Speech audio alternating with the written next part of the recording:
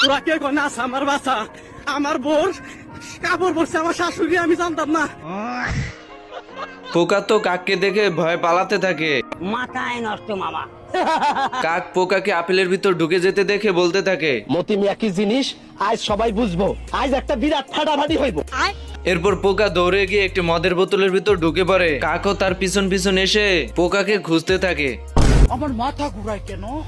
আমি কি পাগল হয়ে গেছি? এইদিকে পোকা মদ খেয়ে মাথার হুঁশ হারিয়ে ফেলে এবং কাকের সঙ্গে ফাইট করার জন্য চলে আসে।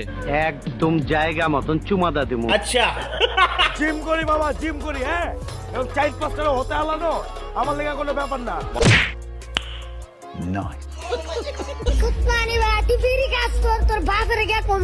তো গাইস, ভিডিওটি ভালো লাগলে লাইক করে দাও, আর পার্ট 2 দেখতে চাইলে কমেন্ট বক্সে জানাও। আমার চ্যাটার বাল